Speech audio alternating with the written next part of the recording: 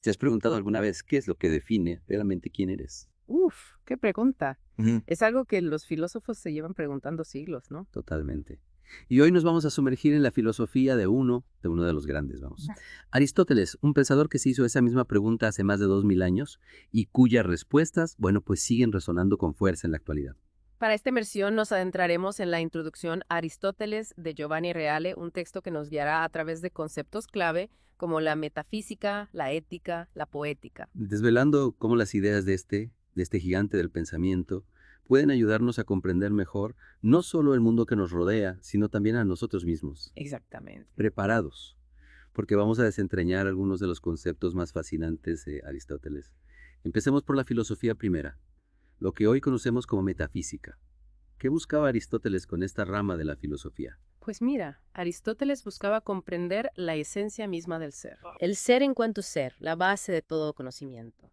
A diferencia de la física, que estudia el mundo material y cómo funcionan las cosas, la metafísica se centra en el qué fundamental de la realidad, en lo que hace que algo sea lo que es. Ya veo.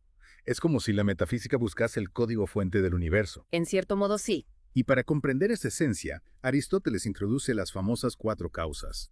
¿Puedes recordarnos cuáles son y por qué son tan importantes? Claro, imaginemos que quieres construir una mesa. Necesitas madera, metal, clavos, es decir, la materia prima.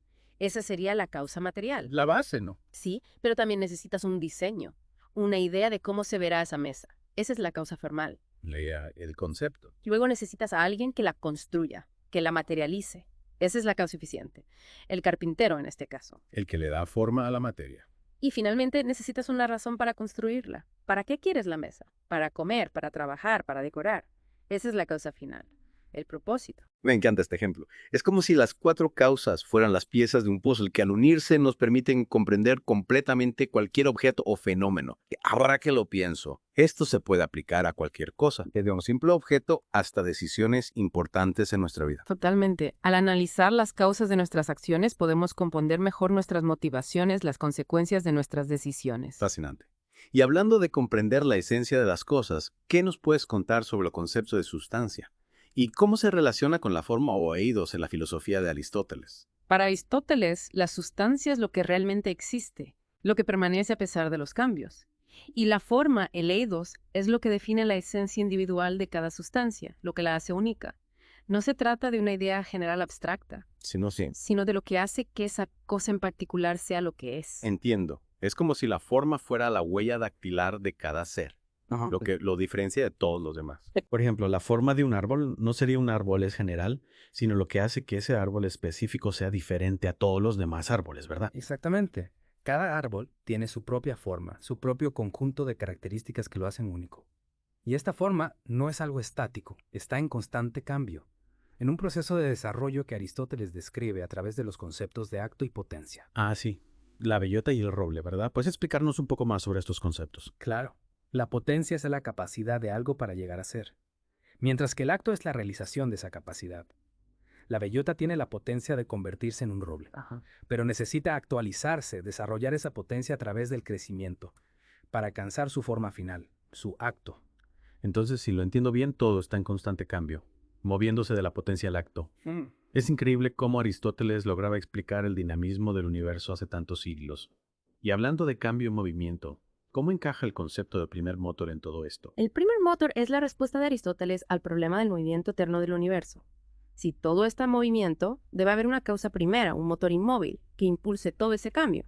Y este primer motor no es solo la causa del movimiento, sino también la causa final, la perfección hacia la que todo tiende. Es como si el universo entero estuviera siendo atraído hacia una meta última, impulsado por una fuerza invisible. Es una idea realmente poderosa, que invita a reflexionar sobre el sentido y el propósito del cosmos. Y este primer motor, podríamos interpretarlo como una especie de Dios. Es una interpretación posible, aunque Aristóteles no lo define explícitamente como Dios. Reale lo describe como acto puro, eterno, inmutable, y lo compara con un amado que atrae al amante, atrayendo al universo hacia la perfección. ¡Qué fascinante!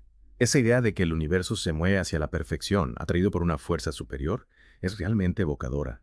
Y esta idea de un orden cósmico, de un fin último, ¿no influyó también en la ética de Aristóteles? Totalmente. La idea de un fin último, de una tendencia hacia la perfección, está presente en la ética de Aristóteles. Para él, la felicidad o eudaimonia no es un estado emocional pasajero, sino una forma de vida plena y virtuosa, un desarrollo completo de nuestro potencial como seres humanos. Eso me recuerda a esa frase de Aristóteles que dice que la felicidad es una actividad del alma conforme a la virtud.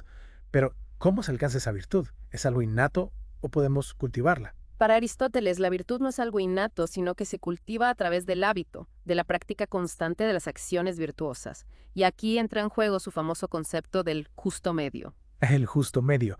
Recuerdo que Reale lo explicaba como el punto de equilibrio entre dos extremos. Por ejemplo, la valentía sería el justo medio entre la cobardía, que sería la deficiencia, y la temeridad, que sería el exceso. Es así. Exacto. La virtud para Aristóteles implica moderación, un uso racional de nuestras emociones y acciones, encontrar el equilibrio adecuado en cada situación. Y para encontrar ese equilibrio necesitamos desarrollar la phronesis, la sabiduría práctica. La fronesis. Esa palabra siempre me ha intrigado. ¿Qué significa exactamente? ¿Cómo podemos desarrollarla? La phronesis es la capacidad de deliberar correctamente, de tomar buenas decisiones en la vida cotidiana. Es como un GPS interno que nos guía hacia la felicidad, pero no se trata de un conjunto de reglas fijas, sino de una capacidad que se desarrolla a través de la experiencia, de la reflexión sobre nuestras acciones y sus consecuencias. Ya veo. Es como si la fronesis fuera un músculo que se fortalece con el entrenamiento. Cuanto más la ejercitamos tomando decisiones conscientes y analizando nuestros errores, mejor nos volvemos a la hora de discernir qué es realmente bueno para nosotros. Precisamente. Y al desarrollar la phronesis nos acercamos a la eudaimonia, a esa vida plena y virtuosa que Aristóteles consideraba el fin último de la existencia humana. Me fascina cómo Aristóteles conecta la ética con la metafísica, con la idea de un fin último, de una tendencia hacia la perfección. Y hablando de perfección, ¿qué nos puedes contar sobre su visión del arte, especialmente de la tragedia? Aristóteles dedicó su poética a analizar las diferentes formas de arte y consideraba la tragedia como la más elevada, por su capacidad para imitar la realidad, para mostrarnos las complejidades del alma humana y provocarnos una catarsis. La catarsis, ese término tan evocador. Recuerdo que Reale lo describía como una purificación emocional, una liberación de las pasiones a través de la experiencia estética. ¿Cómo funciona exactamente este proceso? Imaginemos que asistimos a una representación de Edipo Rey. Vemos a Edipo, un hombre virtuoso, caer en la desgracia por un destino cruel. Sentimos compasión por él, temor por lo que pueda sucederle.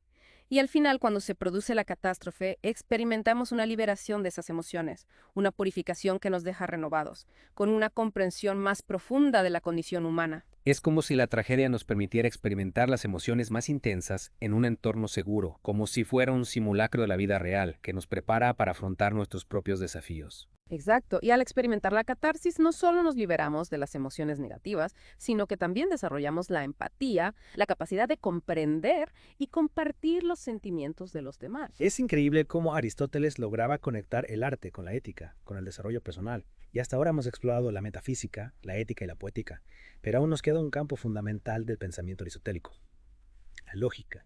¿Qué buscaba Aristóteles con esta rama de la filosofía? Aristóteles buscaba establecer las reglas del pensamiento correcto, las herramientas para construir argumentos válidos y llegar a conclusiones sólidas. De hecho, fue el primero en sistematizar la lógica formal y su obra Organon se considera la base de la lógica occidental. Recuerdo que Reale mencionaba que Aristóteles llamaba a la lógica analítica, del griego análisis, que significa resolución. Es decir, que la lógica sería como una especie de desmontaje del pensamiento, una forma de analizar sus partes para comprender cómo funciona. Exactamente. Y en este desmontaje, la herramienta fundamental es el silogismo. El famoso silogismo. Reale decía que Aristóteles estaba muy orgulloso de haberlo descubierto, ya que antes de él no existía nada parecido. ¿Puedes recordarnos qué es un silogismo y por qué es tan importante? Un silogismo es una estructura de razonamiento deductivo que consta de 3 partes, 2 premisas y una conclusión. Si las premisas son verdaderas y el silogismo está bien construido, la conclusión también será verdadera. Por ejemplo, todos los hombres son mortales. Sócrates es un hombre. Por lo tanto, Sócrates es mortal. Un clásico. Y lo que me parece fascinante del silogismo es que se centra en la estructura del argumento, no en la verdad de su contenido. Es decir, que un silogismo puede ser válido, aunque sus premisas sean falsas. Lo importante es que la conclusión se derive lógicamente de las premisas. Precisamente. Y Aristóteles, con su rigor característico, clasificó los silogismos en diferentes figuras y modos, dependiendo de la posición del término medio y del tipo de proposiciones que lo componen. Un trabajo minucioso que sentó las bases de la lógica formal, una herramienta fundamental para el pensamiento crítico y para la ciencia. Y a través de la lógica, Aristóteles nos enseñó a pensar con rigor, a construir argumentos sólidos y evitar las falacias. Sin duda, pero la lógica de Aristóteles no se limita al silogismo. También nos habla del razonamiento inductivo, que va de lo particular a lo general, y del razonamiento dialéctico, que busca la verdad a través del diálogo y la confrontación de ideas. Reale mencionaba que la dialéctica es especialmente importante para abordar temas complejos y controvertidos, ya que nos permite explorar diferentes perspectivas, poner a prueba nuestras ideas y acercarnos a la verdad de forma más completa. Exacto. Y en este contexto, Aristóteles introduce el concepto de tópicos, que son como lugares comunes o puntos de partida para el razonamiento dialéctico. Es decir, que los tópicos serían como una especie de mapa para orientarnos en la búsqueda de la verdad a través del diálogo. Una herramienta muy útil en un mundo como el nuestro, donde la información fluye constantemente y necesitamos criterios para discernir lo verdadero de lo falso. Sin duda. Y la lógica aristotélica, con su énfasis en el rigor y la claridad de pensamiento, se revela como una herramienta indispensable para navegar por la complejidad del mundo contemporáneo. Es impresionante cómo las ideas de Aristóteles, a pesar de haber sido concebidas hace más de 2000 años, siguen teniendo tanta relevancia en la actualidad.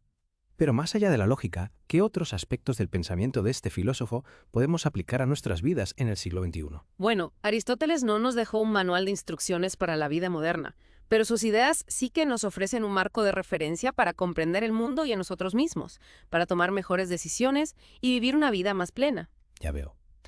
Y en ese sentido, ¿cuáles serían las principales aportaciones de Aristóteles a la vida contemporánea? Reale nos ofrece algunas pistas al final de su libro, ¿verdad? Sí, Reale destaca varios puntos clave. En primer lugar, la importancia del pensamiento crítico.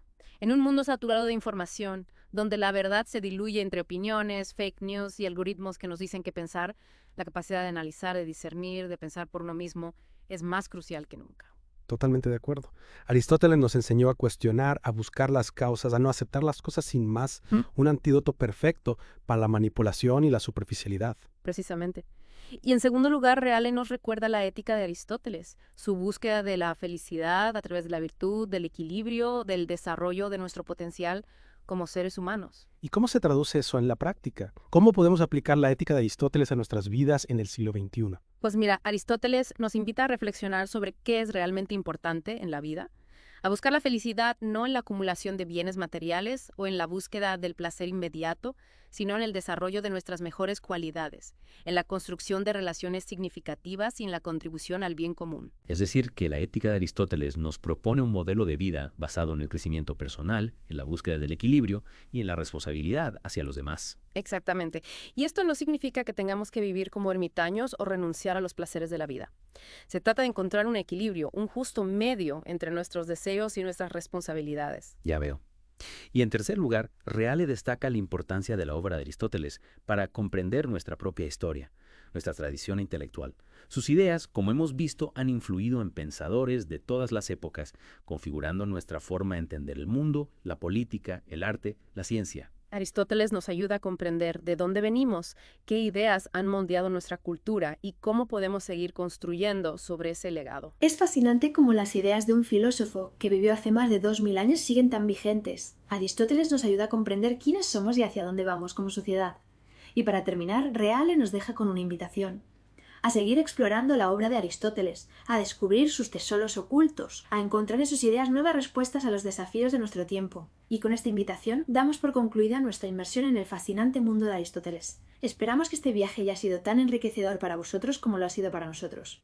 Y os animamos a seguir explorando las profundidades del pensamiento, a seguir buscando la verdad, a seguir cultivando la virtud, a seguir construyendo un mundo mejor. Hasta la próxima.